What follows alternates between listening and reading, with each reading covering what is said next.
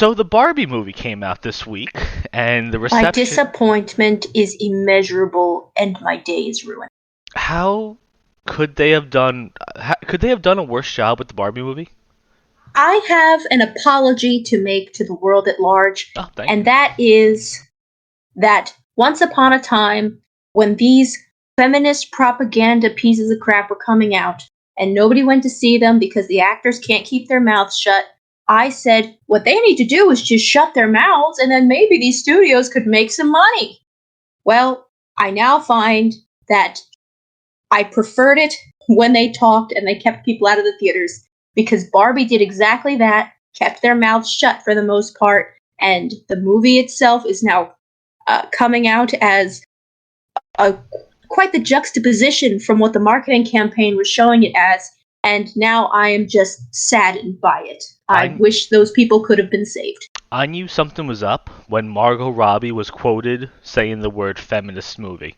When she started saying that, when that shit started getting leaked, I thought to myself, like, wait a second.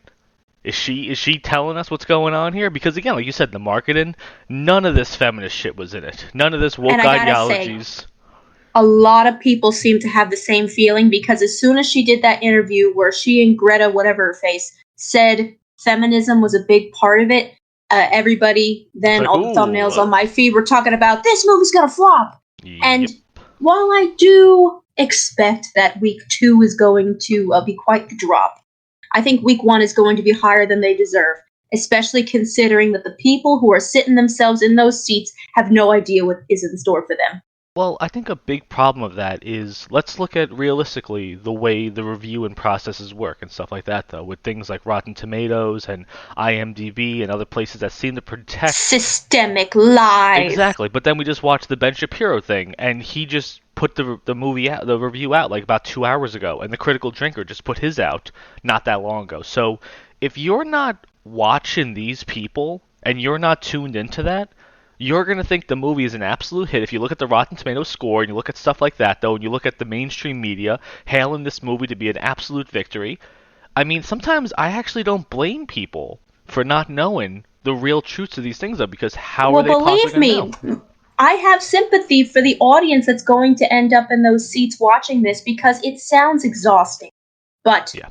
part of that systemic lying is that there is definitely a political divide, even for those who keep their politics close to the chest, where after watching the Ben Shapiro criticism and hearing where some of the plot conflicts come into play, just regardless of the politicism that's in the Barbie movie, just the conflict that doesn't make sense as to so Mattel wants to send her back to Barbie Land, and Barbie can't let herself be sent back to Barbie Land, so she gets with her human friends now from the real world to get them back to Barbie Land. Yeah, Why it's not just over. let the Mattel people send her there? That Yeah. was what they wanted to do, was it not? That should have been a thing of like, oh, you want to go back? Perfect. We'll get a car for you.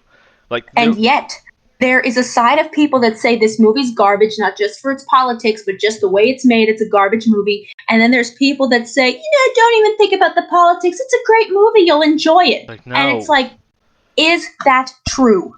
Because from what I'm hearing, if you keep the politics out of it, the movie is still odd. For everything I was expecting from the trailer, I was hoping for just a nice, fun, silly movie, almost like, dare I say, a Winnie the Pooh movie, Or where Enchanted, as the comparison is that's the consistently best part. made. Exactly, something fun and uplifting and cute, and might have a loose plot, but mostly it's gonna be a character-driven story. It's gonna be filled with comedy. The visuals are gonna be really cute, and they did none of that. Like I what? loved Enchanted when it came out, but if there's anything we know right now, I feel like I say that over and over and over again. If there's anything we know, apparently we know many things. One of the things we know now is that we don't get nice things.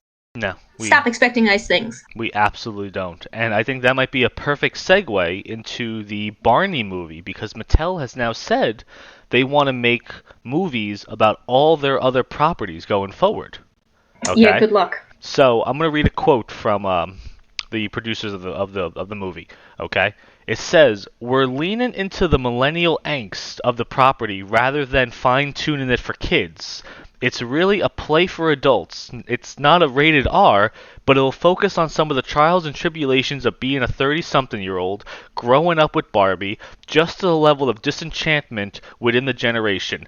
What the fuck is wrong with these people? It seems like everything that was good in the 90s or before that, they're trying to make it into absolute horseshit. Well, one, it just seems like there are people behind the scenes of these corporations where everything has to be me.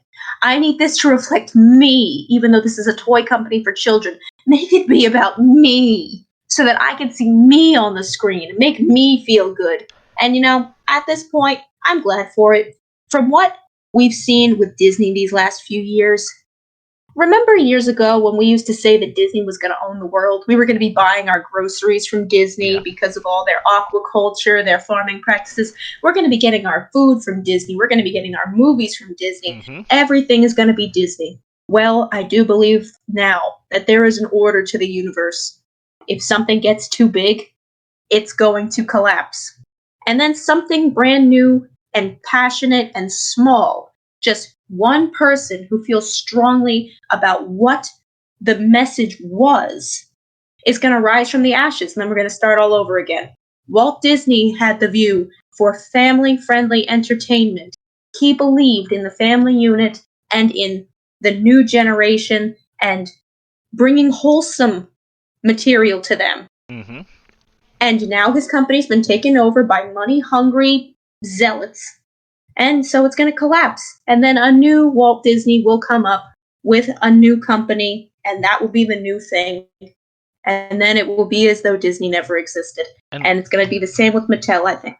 And what you were just saying, though, we're talking about maybe Disney's going to have food and supermarkets and stuff like that. Years ago, I thought that was a fantastic idea because that's when Disney was at that $1 billion a movie whenever they were doing Marvel movies. And like, oh my god, they bought Star Wars. This is going to be fantastic. What, they're going to make food too? Wait a second, they talk so much about conservation and growing things respectfully and responsibly. So it looked like, okay, cool. They're going to do all these things because they're a company that... It looks like on paper they were the blueprint of everything going forward. All their movies had great messages to them, and now in a few years, people don't want anything to do with Disney at all. Well, this just goes to show that thinking that it was a good thing that they were going to have their hands in all those different pies, it's bad, and now we know it, and know not to hope for such things, because they have too much power. They're forcing it on us, and all it took was one generation of college graduates to come in and ruin it. But after that writer's strike, those people are never going to have a job again.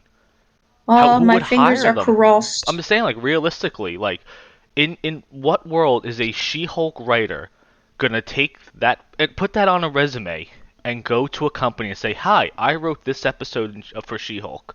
Like, who is going to look at that and say, yes, you are someone I want to have on my project?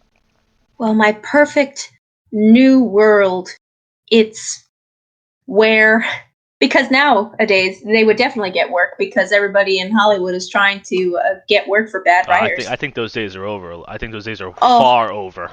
I don't want to get my hopes up, but I'm just giddy about it. And if the studios do start popping up in other areas and then the meritocracy makes its glorious comeback, they won't get work and it will be great. And then they're going to have to actually improve their craft to be given a second chance. And by then, maybe they'll have actually had to struggle and grow as people, and then they won't sound so stupid. I don't know. I really just have zero hope for them. I'm hoping that, they would deal with that struggle, and just like a good old Disney movie, they'll deal with struggle, trials, and tribulations, and then at the end of the movie, become a respectable member of society, and everyone will love them again. But that's not, I don't think, what we want anymore in our heroes or anything like that. We just want to make them as shitty people. It's like what was that movie, like Fear Street or something like that, though? That character was shitty from start to finish, and she didn't learn anything. So same thing with these writers that are losing their jobs.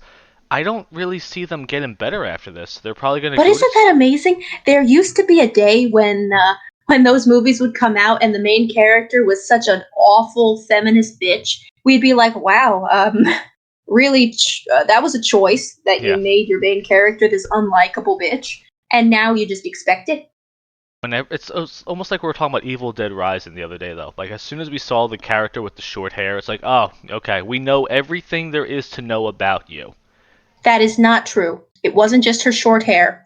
It was the fact that she said, "Mom, I need my shirt for my rally tomorrow." But it Like, started with no. It started with the short hair for me because as soon as I saw the short hair, I knew it was going to be all this, and it Well, was.